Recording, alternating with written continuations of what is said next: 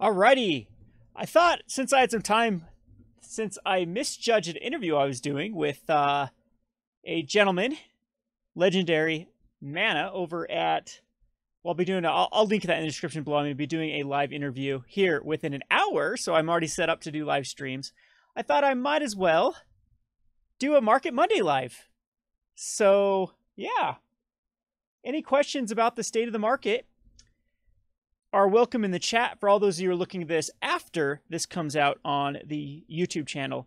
Hopefully this is beneficial. I'll be trying to do these like once a month when I'm just out of topics. And right now the Magic the market's very stagnant, so there's really nothing for me to talk about as far as the Magic the Gathering market is concerned. So let me pull chat back up so I can see it from my end. So basically, what's new in the market world? I guess the very first thing would be Unsets going like crazy and a lot of buyouts there. And I've already seen some tweets about conspiracies, big, bad, evil conspiracies about the Unsets. And I've looked over the numbers. They're not atypical. This just seems to me like it's actual real supply and demand. Yes, some people might be speccing into it and might get burned on the back end if there isn't any real demand for the cards. But all these, like, one of my huge pet peeves in the Magic the Gathering Finance world is the people that think there's some darkness with MTG Finance, that there's just, you know, this cabal somewhere that's, we're just exploiting the market. And some of that might go on to an extent. I talk about the story about how I watched Start Games buy every copy of Tarmogoyf at GP Vegas at the 2013 Modern Masters GP Vegas. And so there's Legendary Mana for you. Everyone go check out Legendary Mana's channel. We will be doing a live stream in less than an hour. So I will be off this stream in less than an hour and hopping on his. So go ahead and pimp your channel here, Legendary Mana, and we'll be joining you shortly. So anyway, I have seen that happen before with the Tarmogoyf. I've seen there, I believe it was Inkmoth Nexus. They jacked the price up on Inkmoth Nexus. Star City Games and a few other sites did. When everyone thought it was going to be a Modern Masters 2, and they got, to me, it looked just way too suspicious. That they got insider information that they knew certain cards were not going to be in the set, so they jacked up the prices to those. And then we've also saw that with Bitter Blossom. I remember when Bitter Blossom, first time when it wasn't reprinted, it was jacked up, and right before it was going to be reprinted, it was like fire sold. And that was before any public information had been released. So there have been some of those little shady cabal stuff, but for the most part, the MTG market is 100% defined on legitimate supply and demand. And to try to say that there is no supply and demand with the Unsets is being very disingenuous, because even in my store, we're selling unglued and unhinged cards to these kids that want to put it in their new uncubed set. So whenever a set comes out like this, of course, people that didn't have cubes before are going to want them for their new cubes of these Unset type things. So there is real demand, and the numbers don't seem off to me. I'm kind of stealing some of the questions that Legendary Man is going to have for me, but I think he'll direct it better. But so with that said, I think that if anyone has a specific questions about the Unset, feel free to ask in the comment section. Otherwise, we will be going on to, actually, I don't know if Legendary Man is going to be a live stream. I shouldn't say it's live, huh? It's an interview with it. So I'll be hopping on his interview after this fact. But anyway, if you have any comments about the Unsets, we can check out, I'll check out what I'm talking about for the Unsets here. We'll look at a couple of these from Unhinged here. This one seems to be not spiking up. So we see a spike from the $180 here-ish, or even $150 to it stabled off around 234. To me, that's not, I don't think that's anything out of the ordinary. That's just, these are very low supplies. A lot of these were destroyed. A lot of these are very tough to come by because they just got lost. And you never know. This actual spike might also be able to have people want to sell these cards that they might have. Like shops in the past haven't bought these cards. Like my shop, The only way I think we acquired Unhinged Unglued is it just someone came in and sold their collection, and they happen to have cards unsorted in their collection. So I think that's going to be the norm rather than the exception with this. And these to me just look like casual players wanting to buy up certain cards. A few of them probably to get speculated on or bought out for that very reason. But that's not any speculator can tell you. It's look at Seance. The Seance experiment was a huge one, or Seance, where someone tried to buy up and corner the market and it just fell flat. And I can tell you from experience, I've bought hundreds upon hundreds of a specific card. It's a joke card for me to own. I wanted to be the #1 shareholder of Triumph of Ferocity, and I've probably bought 1,000 Triumph of Ferocities, and it hasn't budged the price of Triumph of Ferocity. So it's very, very tough for a single speculator to really affect the market. I know that's just an uncommon from a big set, but to me, this looks like this is real demand and nothing is out of the ordinary with it. And you can see the exact same trajectory for the unglued. So anyway, I think if no one has questions specifically about the unsets, then we can move on to the other topic that I'm going to talk about, which is the Iconic Masters. So Iconic Masters is one that I'm going to be doing a full video review or a full video on about cards that I particularly are starting to pick up from Iconic Masters, because it's one of those sets that I still don't know when we are going to find the bottom. So let's just go over here to the price list, and we will find, oh, I was already in price list, the Iconic Masters. And you can tell we had a little bit of a bump here of a recovery, a couple, like right in this area. So right after around Thanksgiving, there was a day where all of these green arrows were up, and it looked like the market had been recovering, but now we're seeing once again the downward trajectory. The vast majority, if you go over to the weekly, which is more telling, the daily is very susceptible to spikes. So the weekly is very, very telling here, especially when it's the top cards here at the prices. And a lot of these have been bumped down quite a bit as far as weekly percentages. You can see that they're still falling pretty quickly.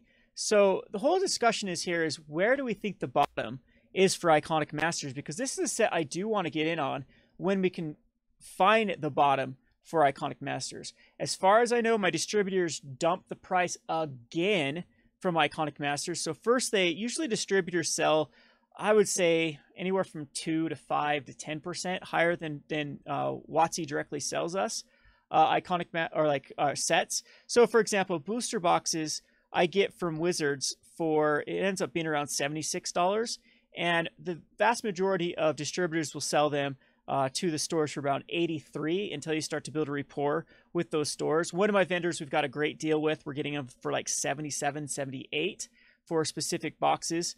And so you can see that that's where they make the money, is just by mass selling off very, very slim profit margins. I'm sure distributors get a better rate than we do from Wizards, so that's where they're making their money.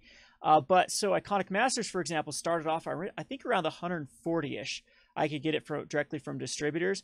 Then they bumped it down to 135, then down to 132, and I think I can get it from one of my distributors for 128, which is very, very similar to what I could get it from Wizards. So that to me is a bad indication that there's just a lot of product still out for Iconic Masters, and as Chad is saying here, we still have all of the unknown quantities of supply that ended up in the Walmarts around the world. And I think the supply of every Walmart and Target, that's probably greater than all of the local game stores, because there's got to be more Walmarts out there than local game stores. And then who knows how much product each one of those gets, even if it just comes in those 3-pack type Iconic Masters. We've heard stories about people being able to get the 3-packs for around $15 after using discounts. You can find the Iconic Masters on Amazon for $160, and you can find them all over the place on TCG Player for $153, I believe, is what the lowest seller is selling Iconic Masters for. And the math just doesn't add up to me of how they can actually make money on that type of pricing. So I think that the thing with low prices is low prices a lot of time end up getting more product into the secondary market quicker.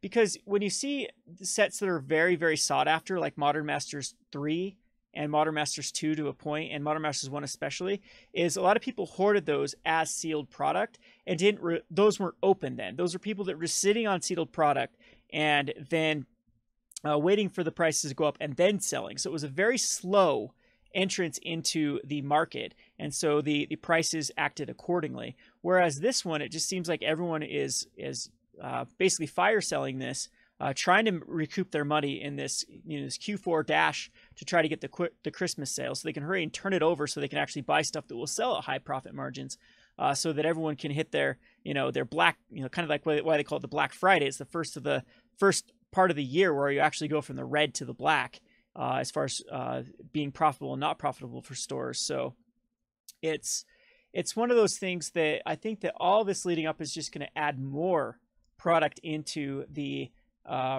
immediately inject product into the market, leading to even a higher crash in prices. So the estimated value of the Iconic Masters is now below 500. It hit. I was waiting for it to go under 500, but now it seems to be $494.90. You compare that with like Modern Masters 2017, the most recent master set. So these had the same price per pack, and you can already see that this one is not only stabilized but also starting to increase in value or appreciate in value. And this one's at $707. And then let's compare 249. So I think they have the exact same. You have 249, 15, 53. And so these are the exact same type of set. So there's no discrepancies there. There's no like more rares and more mythics like you can see in standard sets. And then we'll go to the most recent of the Eternal Masters, and you can also see that this ended up being a pretty decent set too, $656. And there was actually a lot of murmuring about this set being a bad set because it also started off very strong and then fell. So I think the Eternal Masters and Iconic Masters started off about, very similar, with this 1,000 at the high, 1,020. So let's take a look out at the Iconic Masters.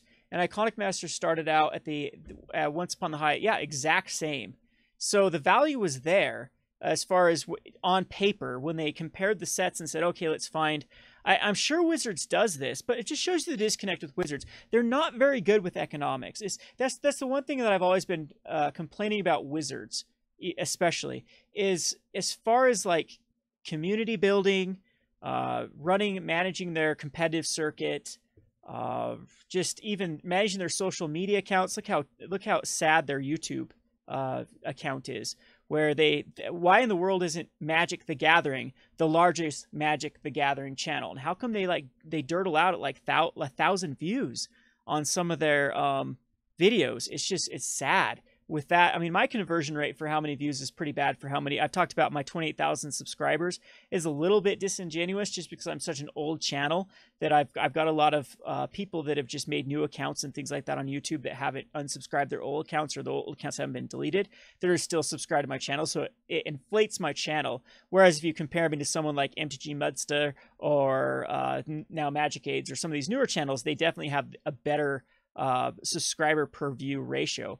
But Wizards is dismal, and that type of stuff is sad because those are all professionally run. That's someone being paid to manage that, and that's, to me, just makes me shake my head about their decision making when it comes to everything outside designing the game. So I'm very critical sometimes of Wizards on their set designs and stuff like that, but that's just me nitpicking on an otherwise great game, because I think that this would be a nightmare of a game to try to balance. Just think of how many games, like my other favorite game, Dota 2, have to patch a game because a character is just broken, and so they hurry and patch it to make it more fair. So anyway, the Iconic Masters, you can tell that these two Iconic Masters and Eternal Masters had very similar goals of what they were trying to do, but unfortunately it kind of fell flat for the Iconic Masters because Eternal Masters actually did have legitimate cards that could hold their value. Force of Will, Jace the Mind Sculptor, Vampiric Tutor, even, Crox's, this one was pre-selling for a lot, but Wasteland, Sneak Attack. These are all very high demand cards, and not only in Legacy, but also Commander, like the Chrome Moxes, Sylvan Libraries, all of these, and so you can tell that there was The lowest the set ever got was around the $600 mark, which is already $100 more. And percentage-wise, that's a huge chunk percentage-wise more than the 490 it is right now for the Eternal Master or Iconic Masters. So we go back to Iconic Masters, and again, I don't know where this bottom is. So it's very important we find the bottom, and then that's where I'll invest. But there are some juicy targets in this set. What's scary to me, though, is I have no problems at all. No problems, none. Receiving these cards at 50% of their value on CardSphere. And CardSphere is a whole nother beast. Usually the CardSphere prices go off more of like a TCG market price. Or I don't know the exact, they're not going to release their exact price, how they get their price data, because of course that leaves it open to exploitation. But however they get their price market tends to be a lot lower than this TCG mid price. So my CardSphere account is currently drained, and a lot of it was getting cards like Constance, I think, yeah, like Shieldred. I know I got a Shieldred, but a lot of these cards at this mid value Eternal Masters for about 50% of their market price on CardSphere. So that's also, in my opinion, a bad sign. I think Mishra's Bobble's a little bit even disingenuous at $5.23 because we were finding them all day for $2. And I think $2 is overpaying for a card like Mishra's Bobble, which originally held a lot of the value of the Iconic Masters. So if you look at Iconic Masters, the only saving grace for this entire deck is that Horizon Canopy happened to find a deck the same time Iconic Masters was being released with the humans. Humans do prefer Horizon Canopy. It's something they can sacrifice to draw a card, which is very important for a deck like that needs to not just flame out. And then there are a few other decks that I think will want to use this. Like Commander decks, of course, will start picking this deck up if it becomes feasible for them to like run a Horizon Canopy over a different land if it's in their price point. So Horizon Canopy is okay to hold its value, but I think 35 is just overinflated for a card like this even. Aether Vial, which has had an uncommon printing at one time, is going to be the saving grace for the set. I don't know how much further it can go down, but as a rare, even rares out of the Modern Master set that had high demand couldn't hold a $30 price tag. Would you say that, like, what are some other cards? Noble Hierarch was a mythic, or was it a rare? I think it was a rare out of Modern Masters 2. So it's been able to hold a good price tag. So maybe I'll be wrong about Aether Vial, because it's definitely a card that did need a reprint. But then the vast majority of the cards that are getting murdered are cards like Mana Drain and Flusterstorm that held the bulk of that value and then got completely trashed on when these got reprinted, because the value wasn't there because of demand. Well, it was there from demand, but the vast majority of the value was there because of the extremely low supply. So anyway, Elish Norn had a good rebound last time around. Thoughtseize they thought this art was just going to hold the value of it, but now 2 printings of this particular art. Visions just really hasn't found a home. Grove of the Burnwills got outclassed by other ways of playing Tron. If we go back to a go wide format, maybe red-green Tron will come back, but right now when it's all about killing Death Shadows, Grove of the Burnwills or the red Tron versions are not viable. They need to be running black or white.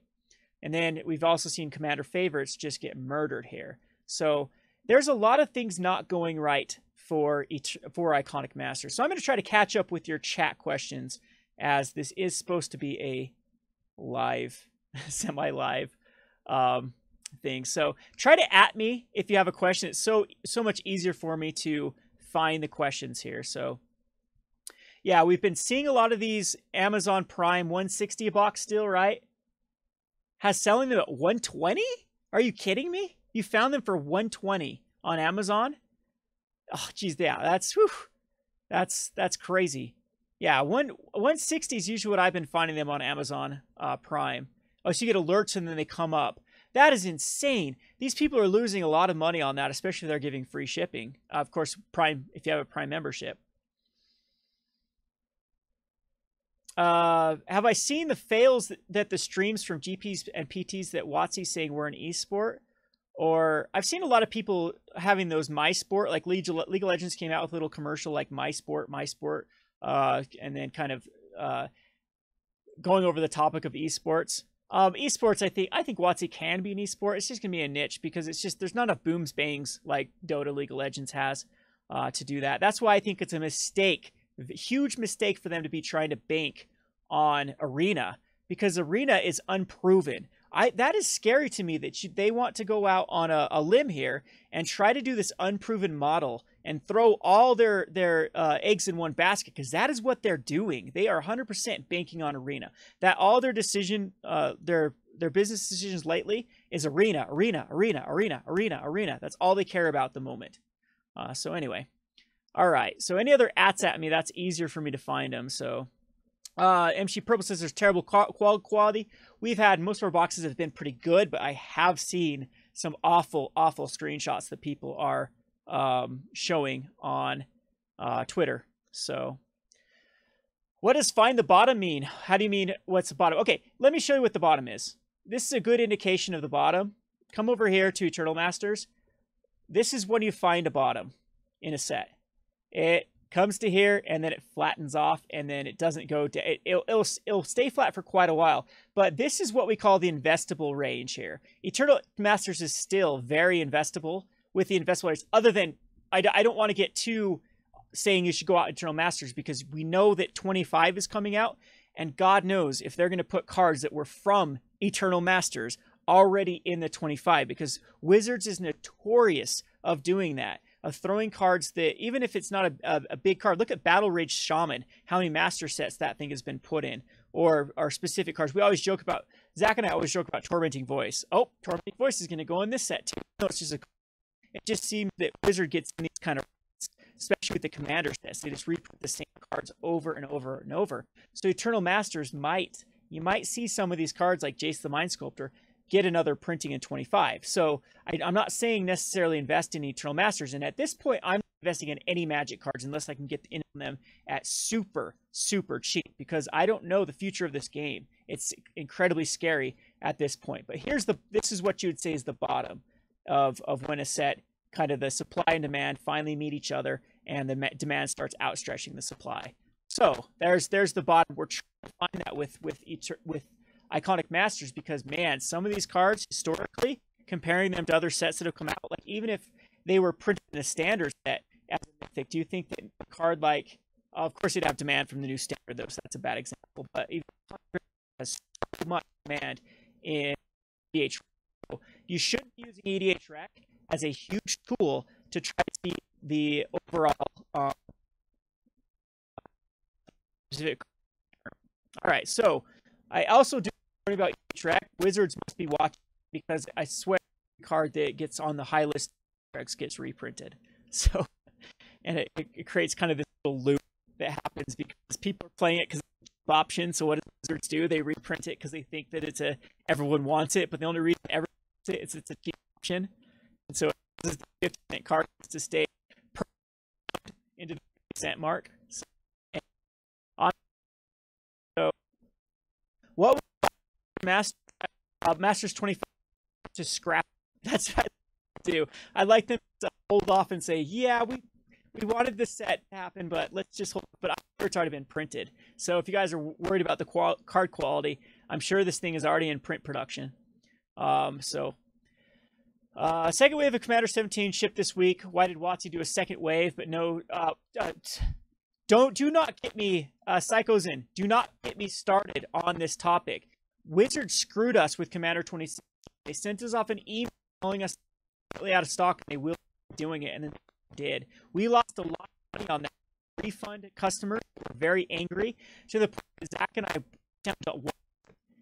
took a loss by Walmart stock Commander 2016 to make sure the Commander 600. Super embarrassing. Can't trust Wizards there. Commander 2017, there wasn't enough demand. Specifically, the Vampire started through the roof, and Commander 20. I'm certain we can check on that. I think our anyone wants to check on. Yell at Zach. Though I don't know where he's at. And killer guys.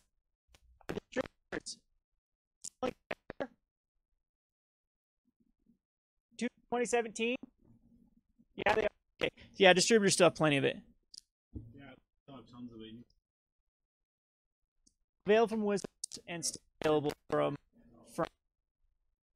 he's there's a lot. So again, Zach the distribution aspect of it.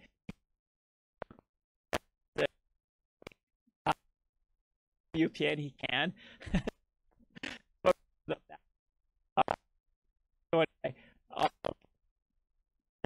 do you think the real demand of uncards we're seeing is for cubes? Yes. Yes. I think it's mainly for cubes. Yeah, there'll be something to play in their commanders, sure. That will have a lot to do with it. I'm going to save this question a lot for the legendary mana. It's just going to be an interview, not a stream. Apologize when I said that earlier. So, do I have a robo sound? I'm getting this weird feedback. Oh gosh, I apologize.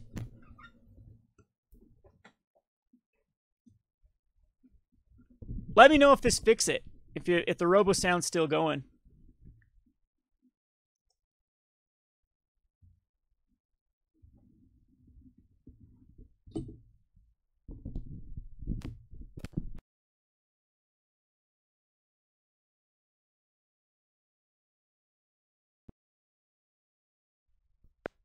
Fix it back out again. Now I messed with it. We have something wrong with the electrical in this room. It is definitely throwing feedback, and we're trying to fix it. I've not up with it. The buildings have the electric, and yeah, I'm just getting a lot of. I apologize for that. Like, there's some popping every now and again too.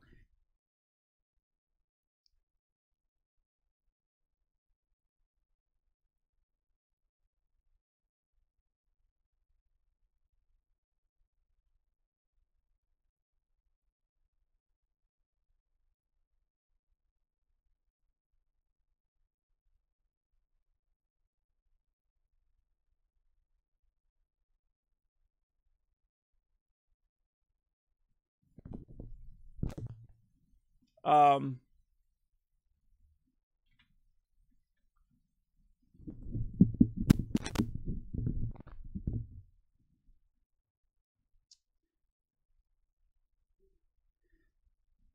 okay. Hopefully, we're good now. I'm messing with it, and I think we're good. I apologize for that. That's what happens when we do live every time. Every time something happens. So I'll mess with it. Hopefully I can get it fixed for legendary mana. Maybe I'll try messing with different connections. But anywho, where was I? So Commander, there's plenty of stock still in stock at both Wizards and Distributors. I don't think that is the price pretty similar. We got some good deals from Distributors. So is Commander cheaper than what Distributors? Oh, yeah, it's cheaper. So here's a topic I really want to be insanely transparent with you. So if you talk to old school people, usually this has happened before, where you can get prices of older stuff that is out of print. I remember talking to Kevin Sophos from Darium before I had a store, and he was getting like Dragon's Maze pre-release kits for like way cheap, like extremely cheap. But this was years later. As far as me being in a store we've had our store for over 2 years, we have never been able to get prices cheaper from Distributors than we have been from Wizards. That's how healthy the market has been. Now we are starting to see so many products that are coming cheaper from our Distributors than from Wizards themselves. And that, to me, is a huge indication that the market is insanely unhealthy.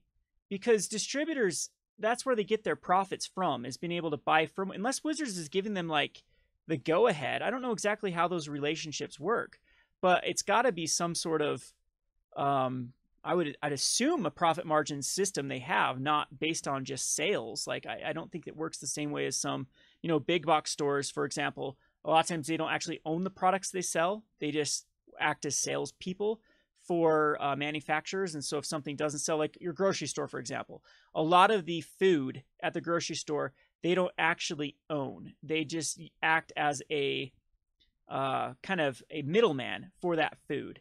So they don't buy the food and then sell the food. They just hold the food for the whatever the manufacturer, whatever you want to call it. And so if there's any food that rots or any food that needs to be sent back, it doesn't come out of the grocer's pockets for that stuff. So I don't know how distributors, that sort of relationship works with Wizards. So maybe, I don't know who that comes from, where the distributors get their, but I assume it's a buy-sell kind of platform. But anyway, audio's still working right now at the moment. Hopefully everything's good. I'm trying to get back, man, I'm so frazzled after the audio cut out because I was on a good little spiel here, and then it cut out. So let me get back to the questions. Back to the uncards. I do think the uncards are the demand is of course the new commander announcement is going to be it's going to affect the prices, but there was also we were seeing a lot of cards being sold from our player base for the cubers, for that cube type of player base. Not really, that was before the commander.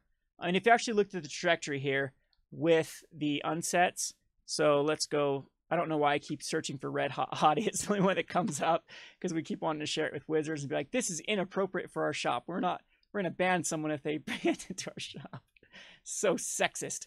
So anyway, if you look at like Unhinged, yes, after the announcement, it did go up here, but it was already starting to go up just from people finding for the cubes. And to be honest with you, I started getting a lot of people interested in Unglue or Unstable right after it was announced. So, and they were also wanting to pick up a lot of cards for the older sets. Because again, these people that want to like repack the Unglued cards to draft with Unstable, that I think is, I don't know, maybe I'm biased here for my own player group and whatnot. But I will be talking about my personal feelings about the announcement. I don't trust the Commander group. I think that if you have a Commander play group, maybe it's time for all of us to break away from mtgcommanders.net, whoever they are, the Sheldon, what is his name? Just because of I think that they've had too much affiliation now with Wizards that they are just becoming a Wizards pawn. So either Wizards just needs to take it over,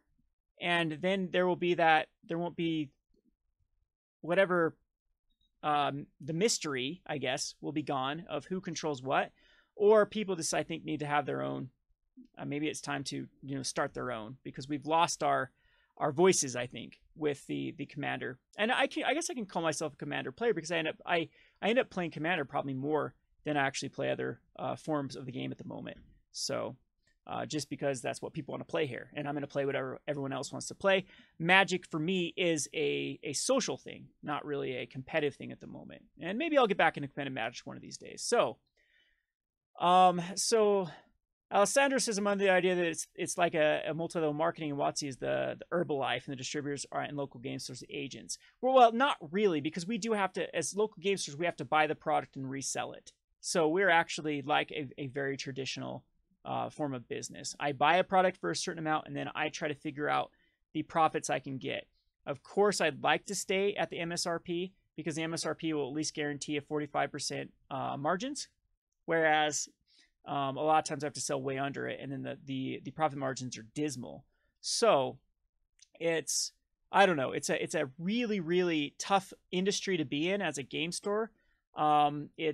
We're with players leaving in droves, and with having to compete with eBay, TCG Player, Amazon at these insanely low, and with other stores like the Sports and More, or there's another one on TCG Player now that no matter what is the lowest price, they'll always undercut everyone by a penny on sealed product. They're playing the long game. They're making this they're taking the risk right now and saying, we will be the lowest price, not make any profit, push all of our competitors out, and then when all of our competitors are out, then we can actually make decent profits. And eventually that's going to be very, very tough for the local game stores. And that's why I think Wizards needs to change its policies if they care about local game stores still existing, or if they care about local game stores keeping their product, because I already know a bunch of stores now are not taking as much Magic product. I talked about Game Haven in the past down in St. George, When I first met them, they were doing 70% plus of their sales was Magic, had a huge section for Magic, and now Magic is relegated to this tiny little case. And even their Magic accessories like sleeves and things like that had completely dwindled in as far as how much square footage it took up. And now they're into other things like board games and Warhammer and things like that. So, yeah. So as a store, how hard is it to buy and sell singles? How come Card Kingdom always have a hard to get singles? Have a hard time to get singles in stock. Card Kingdom, I think, has a lot of loyalty. They were smart. They hurried and sponsored a lot of the people, or at least bought out a lot of people that were heavy on the Magic the Gathering community, like Magic Man Sam until they're in community college. And I think a lot of people are very loyal to Card Kingdom. They have a pretty aggressive buy list. So I don't know why they have a hard time. I'm sure that I know that Gathering Magic is kind of funny because one of the reasons Gathering Magic told me they were letting me go was they wanted to focus more on the casual market rather than the competitive market. And I just shook my head. I'm like, is there anyone more casual than me for gameplay? And so I just found it kind of funny. But I'm sure a lot of the cards, you can actually see that Card Kingdom, their prices on cards like Commander Staples are usually a lot higher than their counterparts, whereas their competitive cards are a lot cheaper. So it seems that that's been their business model, is they're okay with liquidating kind of these, or being the lowest price on kind of these competitive cards, and then they make it up by their loyal casual players buying the more expensive cards. So that's, I don't know about Card Kingdom's business model. They must be doing good if it's a hard time for them to get singles, because their buy list actually does seem pretty good to me. So anyway, I hope I answered that well enough. Am I aware of the Judge program? Yes, there's going to be less Judge foils going around. I did hear that.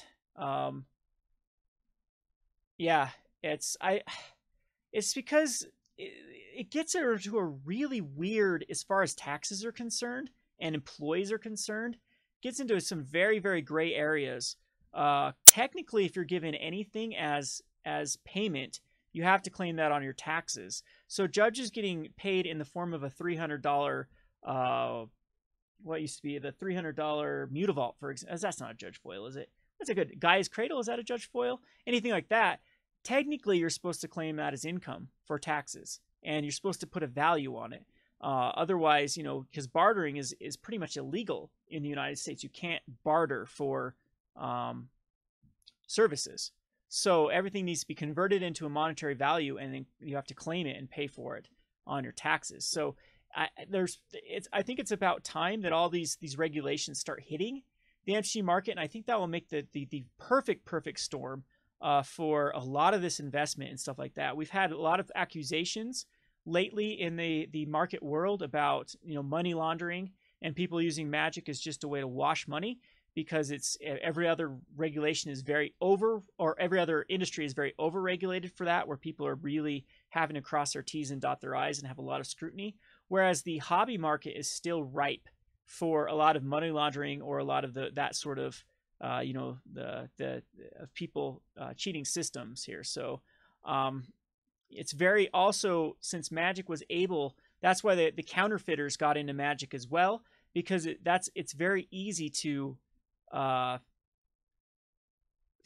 like just make money on singles, or be able, there's something that are light, they're lightweight, they're easy to ship, things like that. It has a pretty good acceptance through the Asian markets and the European markets, as well as United States markets, and it's scary there too. So I do know that like 2017 was an extremely healthy year, extremely healthy for card sales.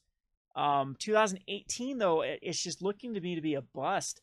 If we can look at the trends, like this is pretty much normal though, so I don't want people to panic for the month of December. This is no movement. Look at the daily changes, nothing of interest. You can't even claim these 2 cents, 7 cents, or really anything. And same thing for the losing. 38 cents on Veraska, not a big deal. This is even more dismal though, the weekly change. A 4-cent increase on a card and a $1.50. Of course, this is a very stale standard format, but if we even go over to modern, kind of the same thing. We have this Mox Opal goes up and down like crazy. I just think there's a low supply on like TCG, so any new people selling or buying, it just spikes it so much. But it does look like there is some movement, but usually we see a little bit better movement in the markets than this. And usually, like the vast majority of 2017, the green column was definitely outweighing the red column. And now we're seeing the red column definitely outweigh. Let's go over to stocks, mtgstocks.com, because this is a good one for, I like this site a lot to show the health of a market. So what I like here is the analytics all-time high-low. And in 2017, the all-time high was definitely overshadowing the all-time low. And now we see, whoa, it looks like the all-time low is a little bit higher, a little bit bigger than the all-time high. And it's continuing the trend of a lot of the market that was very weak in 2017 was this kind of stuff, was the like the promos. Promos was a very weak market for 2017. There was a lot of cards that lost a ton of value. It just doesn't seem to be that Magic has the collectors base that it once had, because they're losing their specialness with the masterpieces, with all of the foil stuff that's coming out, alternate foil type stuff, the From the Vault, things like that. It's just not as special as it once was, especially the master sets having a foil in every pack. So I think it's coming to, what's the word I'm looking for where it comes to no, not Zach always tries to fill in the blanks here. What's the word I'm looking for? When a thing becomes so loaded that critical mass, and then it just, of course, just finally explodes, and then we see a big sell-off in this type of market. So I think this is where the all-time lows, this is pretty consistent on MTG stocks, whereas this was mainly reserve list cards. And look, it continues to, all these stars are reserve list, so it continues to be the all-time highs are mainly just reserve list cards. So to me, it's the market is starting to trend down for sure. So I'm going to get back to your questions here. Let's see. Do I have any thoughts on return to core sets for financial finance in general? I don't know. Like Wizards is in like a catch-22 here. They want to have good standard sets, but they also want to have good selling sets. And I don't think they can have it both ways. I think the core sets were a necessary evil for their bottom line. It was just something that they needed to print to make to sell other sets, to make sure there's a healthy environment. So it's so funny because Wizards just keeps going back on everything they say. Everything they've done, they're like, oh yeah, that didn't work. Why? It's one of those companies of why change what was working. The 3-set block was working, and they changed it. The rotating Pro Tours from Modern to Standard to other formats was working. They changed it. What are the things that they changed in the past? They flip-flopped around on everything multiple times, and they just keep going back. And so to me, again, that does show really poor leadership, or them jumping the gate too quickly on things I think they need to think out more concisely before they make these moves. Are they that disconnected with the community to keep doing this stuff? Invocations was a good one though, Mark. They like, everyone was happy, like, oh, we're gonna put them in every set then, and then was like, well, we don't want them in every set, and they're like, well, too bad, we're gonna get them in every set, and then they're like, okay, we're gonna step back on the set. So it's all this uncertainty. Markets hate uncertainty. If there's one thing that can kill the market, and I think we're heading into that for 2018. And 2017, trust me, was a very different feeling at the turn of the Christmas season. In fact, last year, Zach and I were preparing for a slow singles, because historically Christmas seasons have been buyers markets, not sellers markets for singles. And last Christmas season, we sold a ton of cards at good rates. It was amazing. And we were actually looking to like spend money on singles. We couldn't find good deals, because you usually could see on eBay, you could like buy people's collections, or you could find on Craigslist and stuff like that. Whereas last year, we didn't see that. And this year, I think we're starting to see, at least my card sphere history, we're starting to see a lot of really good deals that are coming our way with singles. So I know I'm all over the place with that. So I'm going to hurry and wrap this up so I'm not late for the legendary mana. So I don't think that's a live stream. I jumped the gun on it. I think it's just a recording, an interview. But definitely go check it out when he is done with his interview. He's going to be asking some very good questions here. I highly think you should check out his channel. I'll talk about its legendary mana. I think I spelled that right. That's the term you will well, we can probably pull it up here, right? YouTube. See if anything, you can see what I browse now. Uh-oh. Okay, good. Nothing came up that was too... See, I don't have to worry about losing sponsors now if something just pops up on my internet history. Well, first I'm at the store, so hopefully nothing bad. If something pops up bad here, we're definitely blaming Zach. But at home, I'm always terrified that something Legendary Dashma is going to pop up. So, Mama, too. Geez, I cannot type. So here is the channel that you should go subscribe to. Right there. Here, we'll link it. We'll link it for everyone in chat.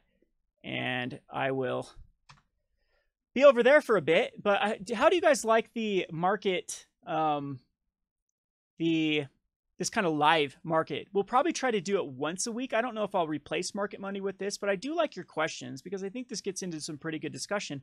I don't know. And ever since I've been live streaming now for the past few weeks, or I've done it a couple times now, I've just enjoyed it. It's a lot easier for me just to connect with you guys rather than try to do it through chat later. Try to scroll down through the comment sections and try to answer things there. So if you like these, I'll continue to kind of do these things. Again, I don't know if it will replace. These live streams are so easy for me to do. I just point, shoot, get bored at the store, come back here, and have to deal with Chloe growling at me. She's literally growling at me. I don't know if you can hear her. She does this like border collie stare. I don't know if this will mess this up. Let's see if I can. She's down there just staring at me with these eyes.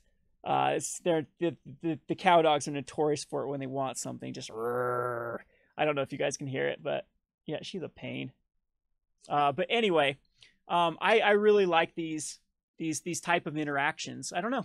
That's it. I find it more enjoyable. But yeah, well, I'll just start doing the Market Monday. But to be honest, Market Monday a lot of times is just me winging it. I just get on, tape something, and then sometimes sound like an ass afterwards. I watch them, and I'll still will do the high production ones. I still think I'm on good terms with Quiet Speculation, so we're gonna still do the video, and I'm gonna be doing an overhaul on Quiet Speculation. Don't know if they're gonna give it a free one or if they're gonna put it behind the paywall. But for my first article, but I do want to do one on the Iconic Masters, the top 10 cards that I personally am investing for my Iconic Masters, and that's where I'll be. So I'm gonna be late though if I stay on any longer with you guys for Legendary Mana, but I'll try to hop on stream more often. I'm enjoying this. I mean, it's reinvigorated my kind of YouTube presence here. So appreciate everyone. And sorry about the audio. We're going to try to fix that. If I have to get an electrician in here or something, we'll do that because this is getting nonsense with the audio chopping out. Thanks for watching.